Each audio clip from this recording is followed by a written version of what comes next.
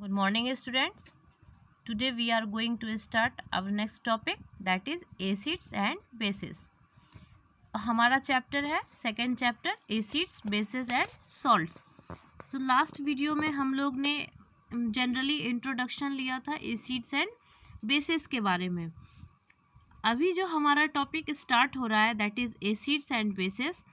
तो एक्चुअली में हम लोग मीन्स केमिस्ट्री की लैंग्वेज में हम लोग इस चीज़ को जानेंगे कि व्हाट आर एसिड्स. एक्चुअली में एसिड्स क्या होते हैं. तो the word acid has been derived from a Latin word acidus meaning sour. तो जब भी एसिड की बात की जाती है, सपोज़ अगर किसी फ्रूट्स की ही बात करते हैं तो हम लोग बोलते हैं कि इस फ्रूट में एसिड है, मीन्स वो सोर टेस्ट का होता है. जनरल जैसे ऑरेंज एग्जाम्पल हम लोग लेते हैं, लेमन का एग्जाम्पल लेते हैं, तो इस सब का टेस्ट कैसा होता है, सोर होता है. या फिर अगर कोई फूड प्रोडक्ट्स है तो आफ्टर सम टाइम वो बेकार हो जाते हैं, तो उससे क्या होता है कि उसका टेस्ट सोर हो जाता है या बिटर हो जाता है. तो हम लोग उसके टेस्ट के बेसिस पे ये आइडेंटिफाई करते हैं कि एक्चुअली में इसमें एसिड है या बेस है. ठीक है. तो जनरली जो बात होती है उसके टेस्ट के बेसिस पे बात की जाती है. हम लोग डिसाइड करते हैं कि विच टाइप ऑफ सब्सटेंस और which type of food we are getting, means either acid is present or base is present in that food particles. तो Arrhenius के according acids as the substances which dissociate in water to give hydrogen ions or hydronium ions. For example hydrochloric acid.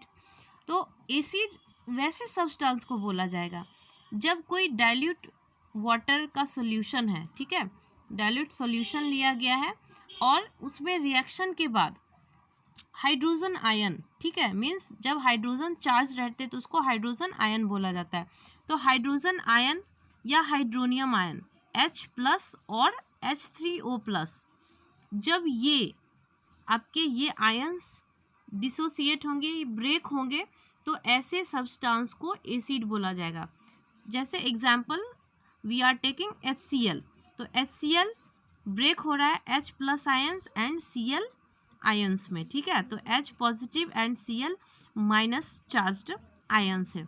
इसी तरह से अगर दूसरे acids की भी बात की जाएगी, फॉर एग्जांपल H2SO4, तो they are breaking in H ions and sulphate ions. तो इस तरह से हम लोग डिसाइड करते हैं कि अगर कोई एसिडिक सब्सटेंस है तो वो आयंस में ब्रेक होंगे, हाइड्रोजन आयंस मेनली. तो जब हाइड्रोजन आयंस में ब्रेक होंगे तभी उसको एसिड में काउंट किया जाएगा. ठीक है. तो एसिड्स अगर हम लोग चेक करते हैं तो देखिए यहाँ पे एक एक्सपेरिमेंट भी दिया गया है. When sulphuric acid is reacted with sodium chloride. तो यहाँ पे क्या हो रहा है, यहाँ पे हाइड्रोजन गैस रिलीज हो रही है. ठीक है. तो ये जब ड्राई होगा तब ये रिएक्शन नहीं करेगा, जब ये मॉइस्ट कंडीशन में रहेगा या फिर जिसको आप लोग डाइल्यूट बोल सकते हो, जब ये डाइल्यूट कंडीशन में रहेगा उसके बाद ही यहाँ पे रिएक्शन होता है.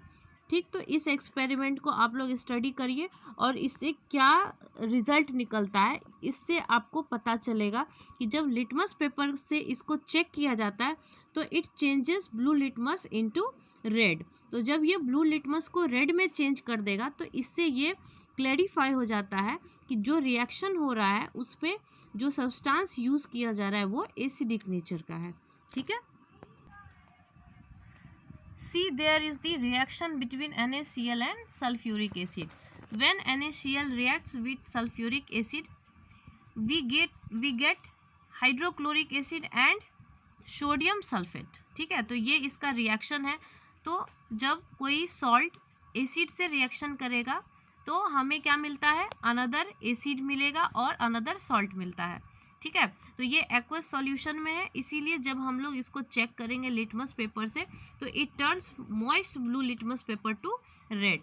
तो जब ब्लू लिटमस पेपर रेड में चेंज हो जाएगा तो इससे ये क्लैरिफाई होगा कि जो हमें गैस मिल रही है, जो सॉल्यूशन मिला है उसमें जो गैस प्रेजेंट है वो एसिडिक नेचर का है. ठीक है. तो इस तरह से लेबोरेटरीज में एक्सपेरिमेंट किए जाते हैं.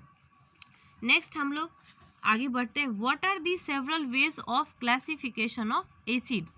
तो कितने तरीके हैं एसिड्स को क्लासीफाई करने के। तो sources from which they are obtained, मतलब किस किस सोर्स से हमें एसिड मिल रहे हैं। Their ability to dissociate in aqueous solution, उसकी कैपेबिलिटी कैसी है किसी एक्वस सॉल्यूशन में डिसॉल्व होने की।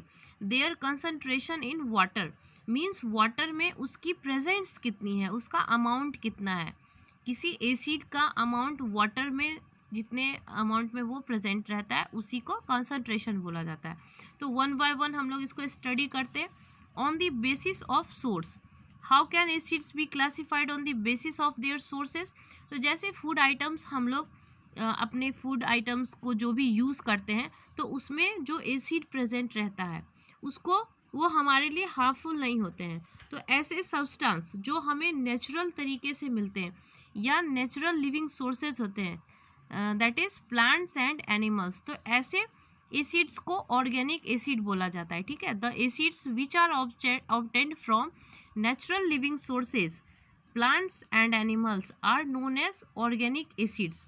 जैसे एग्जाम्पल देखिए, acetic acid vinegar, citric acid citrus fruits में प्रेजेंट रहता है, टार्टेरिक एसिड टेमरिंड में प्रेजेंट रहता है, टोमेटोज में ऑक्सैलिक एसिड एंड कर्ड में लैक्टिक एसिड प्रेजेंट रहता है।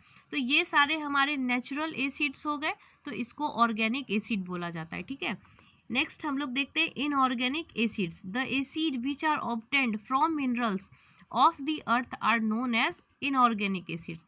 तो जो हमें अर्थ से मिलते हैं, मिनरल्स के फॉर्म में मिलते हैं, वो इनऑर्गेनिक एसिड्स कहलाते हैं। ठीक है, जैसे देखिए hydrochloric acids, sulphuric acid, nitric acids, these are the most common examples of mineral acids. तो ये सारे मिनरल एसिड्स की कैटेगरी में आते हैं। ठीक है, अब नेक्स्ट हम लोग कंटिन्यू करते हैं। On the basis of their ability to dissociate in aqueous solution, तो इसमें कितना इसकी कितनी कैपेबिलिटी है एक्वस सॉल्यूशन में डिसॉल्व होने की, मीन्स ये प्रॉपरली डिसॉल्व होते हैं या सॉल्युबल होते हैं या इनसॉल्युबल होते हैं। तो इसके बेसिस पे हम लोग इसको क्लासीफाई करते हैं strong acids and weak acids.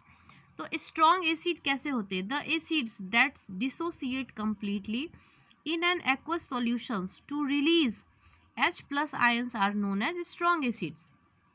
तो जनरली हम लोग बात करते हैं hydrochloric acid, sulphuric acids, nitric acids, these are called strong acids, क्योंकि ये बहुत ज़्यादा अमाउंट में हाइड्रोजन आयंस को रिलीज़ करते हैं। जब उनका रिएक्शन होता है तो ये कम्प्लीटली डिसोसिएट हो जाते हैं, ब्रेक होते हैं और हाइड्रोजन आयंस को रिलीज़ करते हैं। तो all mineral acids except carbonic acids are strong acids.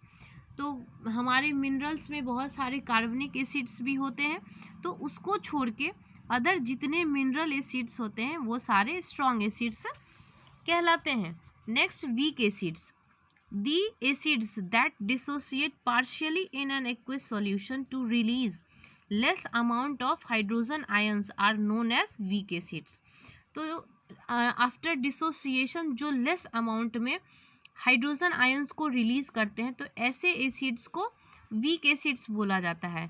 ठीक है, जैसे ऑर्गेनिक एसिड्स वीक एसिड होते हैं। तो all organic acids are weak acids, thus these can also be used as food ingredients. तो इसीलिए ये हमारे फूड इंग्रेडिएंट्स में यूज़फुल होते हैं। जैसे हम लोग कोई फ्रूट्स वगैरह यूज़ करते हैं तो इसमें वीक एसिड्स होते हैं, इसीलिए ये हमारे लिए ज़्यादा हार्मफुल नहीं होते हैं, तो हम लोग इसको ईजिली डाइजेस्ट भी कर पाते हैं।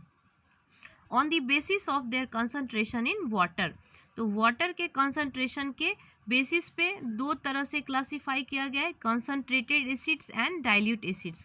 कंसंट्रेटेड एसिड किसको बोला जाता है?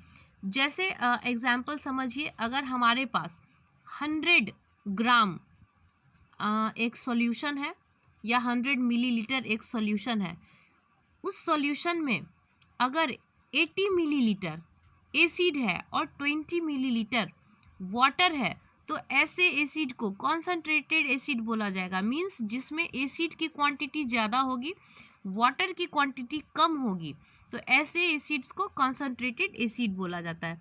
Those acids that have maximum amount of acid dissolved in very less amount of water are called concentrated acids. ठीक है, और डाइल्यूट एसिड की अगर बात की जाए तो जैसे एग्जांपल हम लोग ले रहे हैं 100 ml अगर हमारे पास सॉल्यूशन है, उसमें 20 ml एसिड है और 80 ml अगर वाटर है, तो ऐसे एसिड्स को डाइल्यूट एसिड बोला जाता है।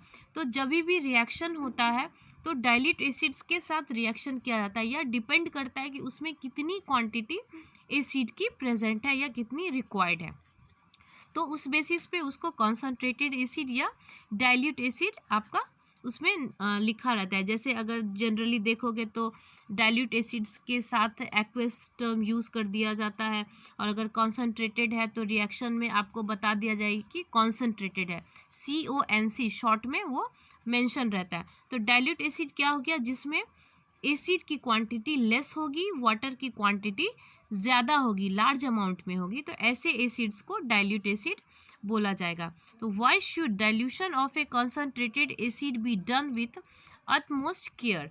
तो हम लोग जब किसी कॉन्सनट्रेटेड एसिड को डाइल्यूट में चेंज करते हैं तो उसमें बहुत एक्स्ट्रा केयर की ज़रूरत होती है। ऐसा क्यों होता है? इसलिए कि ये जो रिएक्शन होता है, जब कॉन्सनट्रेटेड एसिड होगा और जब आप उसमें वाटर की क्वांटिटी मिक्स करोगे, तो इससे क्या होता है, ये एक्सोथर्मिक रिएक्शन का काम करता है। एक्सोथर्मिक मीन्स बहुत हाई अमाउंट में हीट एनर्जी को ये रिलीज़ करता है। तो जब हम लोग कोई बीकर यूज़ कर रहे हैं जिसमें एसिड प्रेजेंट है कॉन्सनट्रेटेड फॉर्म में, और जब आप उसमें वाटर मिक्स कर रहे हैं, तो मे बी ये बहुत ज़्यादा एक्सोथर्मिक रिएक्शन क्रिएट कर सकता है। तो जो ग्लास यूज़ हो रहा है वो ग्लास भी ब्रेक हो सकता है, उससे कुछ एसिड के ड्रॉप्स भी आपके स्प्लैश आउट हो सकते हैं, फैल सकते हैं, जिससे कोई डैमेज, किसी तरह का डैमेज क्रिएट हो सकता है। तो इसीलिए बहुत एक्स्ट्रा केयर की रिक्वायरमेंट होती है। तो डाइल्यूशन के लिए जब कोई कंसनट्रेटेड एसिड को डाइल्यूट में कन्वर्ट किया जाता है तो एक्स्ट्रा केयर की रिक्वायरमेंट होती है। तो उसके लिए प्रॉपरली ग्लव्स कैरी करने पड़ते हैं, ठीक है, और बहुत थोड़ी सी डिस्टेंस मेंटेन करनी पड़ती है। तो ये सारी कुछ प्रिकॉशंस हैं जो हमें मेंटेन करनी पड़ती हैं। तो जैसे देखिए, what do all acids have in common. तो जितने भी एसिड्स होते हैं उसमें क्या कॉमन होता है, तो अगर एसिड टर्म यूज़ किया जा रहा है इट मीन्स उसमें हाइड्रोजन आयन्स होंगे। देखिए, hydrochloric acid hydrogen ion, chlorine ion, sulphuric acid hydrogen ion, sulphate ion, nitric acid hydrogen ion, nitrate ions, acetic acid acetate ion and hydrogen ion. तो जितने भी एसिड्स हैं, एसिड की अगर बात होगी, एसिड टर्म यूज़ होगा, इट मीन्स हाइड्रोजन आयन्स होंगे प्रेजेंट। तो यहाँ पे छोटा सा इंट्रोडक्शन हो गया एसिड के बारे में। नेक्स्ट हमारा वीडियो होगा बेसिस के बारे में। जिस तरह से हम लोगों ने एसिड के बारे में स्टडी किया वैसे ही डिटेल्स हम लोग लेंगे बेसिस के बारे में। तो इस टॉपिक जो हमारा है एसिड, इसको आप अच्छे से स्टडी करिए। इसमें कुछ एक्सपेरिमेंट्स भी हैं, तो उस एक्सपेरिमेंट्स को आप अच्छे से रीड करिए, अंडरस्टैंड करने की कोशिश करिए। नेक्स्ट वीडियो हम लोग बेसिस पे करेंगे, ठीक है, कंटिन्यू करेंगे। Okay, thank you.